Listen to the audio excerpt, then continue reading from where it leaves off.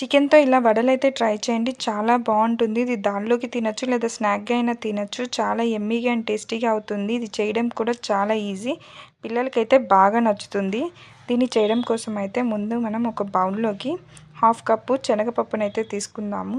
శనగపప్పుని నీట్‌గా వాష్ చేసుకోవాలి 2, 3 సార్లు. వాష్ చేసుకున్న తర్వాత దాన్నైతే నానబెట్టుకోవాలి. ఒకవేళ దాన్ని నానబెట్టుకునేంత టైం లేకపోతే శనగపప్పునైతే ఉడకపెట్టుకొనైనా చేసుకోవచ్చు.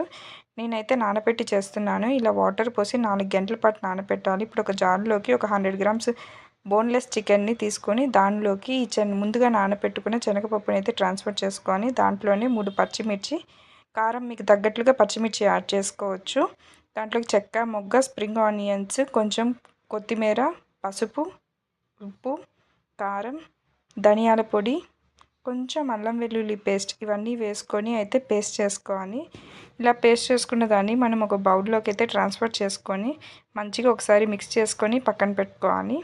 ఇప్పుడు ఇది డీప్ ఫ్రై చేయడానికైతే మనము స్టవ్ వెలిగించి కడాయి పెట్టుకొని ఆయిల్ని అయితే హీట్ చేసుకుందాము. దీనికి ఆయిల్ని బాగా హీట్ చేసుకొని రెడీగా ఉంచుకోవాలి. ఆయిల్ వేడెక్కిన తరువాత దానిలోకి మనం ముందుగా పేస్ట్ చేసి పెట్టుకున్న దాన్ని ఒకసారి మిక్స్ చేసుకొని దాన్ని మనం హ్యాండ్స్ని వెట్ చేసుకొని దాంతో చిన్న చిన్న బాల్స్ చేసి వడల్లాగా అయితే చేసుకోవాలి. ఇలాగ మనం హ్యాండ్స్ వెట్ చేసుకుంటే మనకేం స్టిక్కీ అవ్వదు, ఫ్రీగా వచ్చేస్తుంది. సో హ్యాండ్స్కి కొంచెం ఆయిల్ అప్లై చేసుకొని ఇలా వడల్లో చేసుకొని ముందుగా మనం బాయిల్ చేసుకున్న ఆయిల్లోకి అయితే డీప్ ఫ్రైకి ఇవి వేసేయాలి. బాగా 2 సైడ్స్ ఎర్రగా అయ్యేంత వరకు వేయించాలి. ఈ రెసిపీ అయితే చాలా ఈజీ. మీరు ఒకసారి ట్రై చేయండి. ట్రై చేసి ఎలా ఉందో కామెంట్లో అయితే మీ ఒపీనియన్ చెప్పండి. ఇలా 2 సైడ్స్ ఫ్రై చేసిన తర్వాత దాన్నైతే మనము తీసేసుకొని ఒక టిష్యూలో వేసుకుంటే దానికి ఉన్న ఆయిల్ అంతా అబ్జర్వ్ అయిపోతుంది.